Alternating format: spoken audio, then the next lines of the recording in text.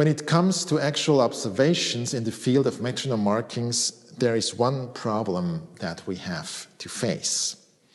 And that is that metronome markings are neutral by nature and, theoretically speaking, always allow both the single beat option and the double beat option. So, of course, that minimizes the amount of concrete illustrative material significantly. Still, examples of striking peculiarities can offer valuable information even if they are not numerous. 3 such examples that are particularly representative I will introduce here. The first one I already discussed in my Schumann a tempo videos, so I will make it short here. It is the first edition of Schumann's Papillons, Opus 2, from 1832. 3 pieces of that composition are written in a 3/8 bar and show the same phenomenon, a metronome marking with a dotted quaver. Schumann's intention is obvious. He wanted a full beat for the full or whole bar, according to the common conducting practice for a triple bar. He therefore calculated the audible ticks for that triple bar structure, and as a result, he got this slightly weird metronome marking. The example demonstrates that Schumann was familiar with the basic idea of a full vibration or a double beat, at least, for a triple bar structure. And since he was still a student at the time of the composition, he must have obtained that familiarity from his musical environment. Now 2 other examples, now from the works of Beethoven. In December 1817, Beethoven published metronome markings for the 8 symphonies he had composed by that time. Within those metronome markings, 2 cases can be found that show peculiar characteristics. The first one is the finale of the Eroica Opus 55. This movement includes 3 sections, and Beethoven indicates minim 76 for the Allegro molto, quaver 108 for the poco andante, and crotchet 116 for the presto. Now let's look at the Allegro and the presto. Both parts consist of the same musical material. By definition of the proportion, a presto is meant to be distinguishably faster than an Allegro. Following Beethoven's metronome markings, however, the presto appears to be significantly slower than the Allegro. The Allegro with minim 76, which is crotchet 152, forms the presto with crotchet 116. Now, what is this? It is revealing to see that Beethoven uses 2 different note values for the metronome markings of the Allegro molto and the presto. It's the minim for the Allegro and the crotchet for the presto. Now the movement is written in a 2/4 bar. General conducting practice for a 2/4 bar is to perform a downbeat on the first crotchet and an upbeat on the second crotchet, so forming a whole beat for the full bar. The marking for the Allegro, therefore, refers to the whole bar, which is a minim, whereas the marking for the presto refers to the parts of the bar, to the crotchets. Translated to the conducting practice, the minim of the Allegro corresponds to a whole beat of the conductor, whereas the crotchet for the presto only corresponds to a half beat or single beat. Translating this to the metronome pendulum and its application, the allegro would represent a full vibration or double beat of the pendulum, whereas the presto would represent a single beat of the pendulum. The surprising result of this would be crotchet 76 for the allegro and crotchet 116 for the presto, now both in single beat notation. Obviously, this result matches the proportion expressed by the movement names allegro molto and presto. A similar situation can be found for the last movement of the Fifth Symphony, Opus 67. This movement includes two sections, allegro and presto, and there is a quite short transition from the allegro to the presto consisting of 9 bars.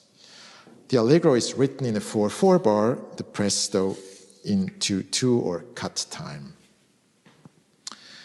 Beethoven indicates 84 for the minim for the allegro and semi-brief 112 for the presto. If we compare that directly, it would be minim 84 for the allegro and minim 224 for the presto. The resulting proportion is almost 1:3, with the presto being nearly 3 times faster than the allegro. This, of course, is dubious. Now, as for Opus 55, let's have a closer look. Beethoven again uses 2 different note values to mark the time for the allegro and the presto. For the allegro, it is the minim, thus representing a typical 4/4 bar that tends towards cut time. For the presto, it is the semi-brief, representing the full bar in a cut time structure. In respect of conducting practice, the same parameters can be applied as for the 2/4 bar in Opus 55. There is a downbeat for the first minim and an upbeat for the second minim.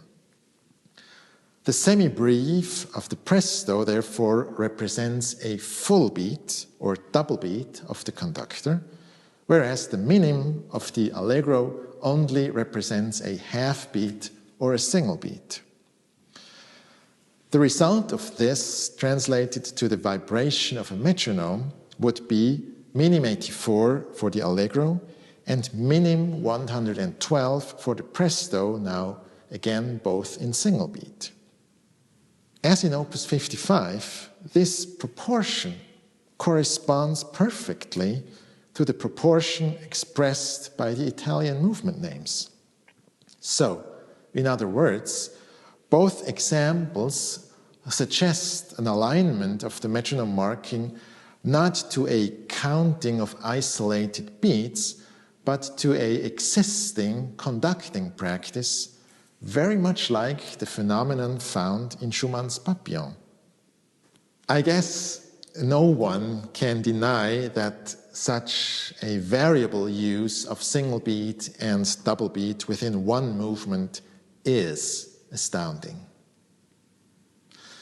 However, the general background, as well as Melzel's statement, who most certainly knew the metronome markings published by Beethoven, make the phenomenon astonishingly obvious, as unordinary as it may be at first sight. Of course, this raises a lot of questions, and also the question whether or not a general method used by Beethoven shows through observations like this. A question I will talk about on some other occasion. In this context, something else is important. It is interesting to see that in case of the Eroica Symphony, Opus 55, there is indeed a source that pretty much directly supports these considerations. In April 1805, Beethoven himself conducted the symphony in a concert at the Theater an der Wien in Vienna. There was a review in the Allgemeine Musikalische Zeitung, and the reviewer complained about the length of the work and gives a duration. I quote, "The symphony would benefit infinitely. It lasts 1 full hour. If Beethoven made up his mind and shortened it and brought more light, clarity, and unity to it." End of quote. Now, if there was a method connected to the observations we just made in those two symphonies, it would be something like this. If the note value of the metronome marking represents a full beat of the conductor, then the marking is intended as full beat or double beat. And if it represents only a part of the beat of the conductor, then it is intended as a part of the full beat, which is single beat. Now, with that in mind, we can just calculate how long the Eroica lasted if we applied that system to Beethoven's metronome markings. That calculated duration would be 65 minutes. This, of course, comes amazingly close to that 1 full hour reported from Beethoven's own performance of the work. In any case, however one decides to assess this hypothesis that I present here, it is certain and doubtless that Beethoven's performance of Opus 55 in 1805 did not match a throughout single beat nor a throughout double beat implementation of the metronome markings he published in 1817.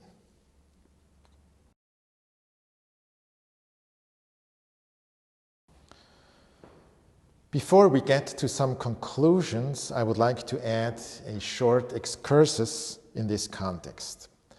I've already talked about this in my Beethoven a tempo videos. When it comes to metronomes, it is interesting to see that decades after the introduction of the metronome in 1816, 2 alternative systems were presented in the United States of America. The Sequer metronome from 1887 and the Cushing-Baton metronome from 1916. Both of them show a similar peculiarity, a parallel scale of single beat and double beat. The Sequer metronome names the scales single motion and double motion. The Cushing metronome names them down and up 1 beat and down and up 2 beats. The reason for the parallel scales is the same in both cases. To avoid for the pendulum to be too long, they operate with full vibrations for the slow tempi. When it comes to the actual counting, both follow the same principles as a Mälzel metronome. The numbers engraved on the scale represent the numbers of single or double beats in a minute. So, of course, this doesn't allow any conclusions as to how a given metronome marking was interpreted, but it still shows that the idea of a variable application of single beat and double beat counting along to a metronome was nothing that was perceived as odd or something.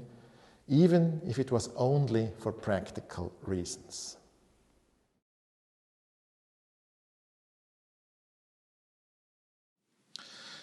Now let's move on to some conclusions. What the three music examples, as well as the two alternative metronome designs, suggest is a general knowledge as well as an actual application of double beat counting.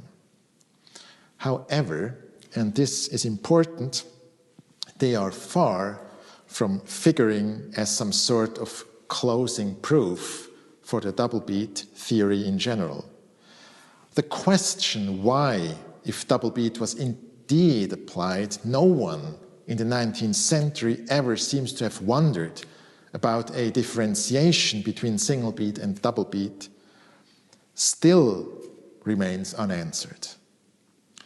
In addition, for instance, within the works of Beethoven, we would face obvious problems of tradition and continuity, like in terms of metronomized editions done by Beethoven's pupils, if this theory were true. Also, it is unclear which criteria could be safely established to determine whether a given metronome marking, isolated from aspects of proportion or others, would allow the option of double beat or not. But nevertheless, both the historical background as well as actual examples appear to suggest that on a general level, the option of double beat counting cannot be excluded for the first years or even decades of metronomization. An interrelation between the note value of the metronome marking and the time signature appears as a valid hypothesis, providing a possible criterion in terms of whether or not double beat may be considered in a given case. I am expressing myself very carefully here, as you may realize, and this is intentional, because I think it is delicate to come up with too rash and inconsiderate conclusions. And generally speaking, the metronome was a device that was far away from any musical practice of the period, and its invention seems to have caused different ways of application, irrespective of its design. The extent of such a possible double beat remains difficult to establish. It has to be evaluated and estimated in each individual case. And it seems that a certain ambivalence cannot be avoided in this context. However, and this is the most important thing perhaps, it appears justified to revisit the interpretation of early metronome markings and, first and foremost, to consider exploring the fascinating aesthetic that is connected to such a different interpretation.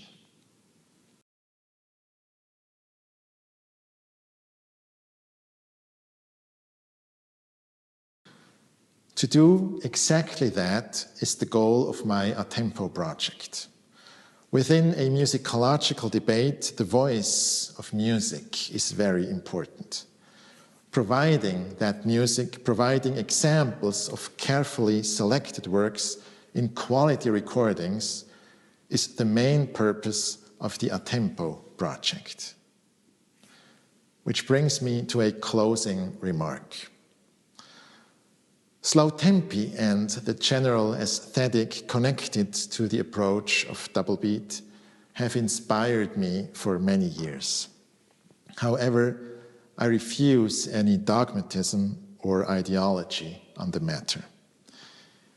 In fact, I think that the ideology we sometimes witness in discussions about that topic is something really unfortunate. I think that pros and cons should be considered equally and honestly, and the historical facts should not be confused with personal taste. Historical research offers a justification for pursuing the double beat option, and at the same time, it clearly shows its limits and problems. But in the end, speaking as an artist, everyone is free to display the endless potential and variation that lies in our beloved classical masterpieces, beyond any theory. Thank you for your attention and interest.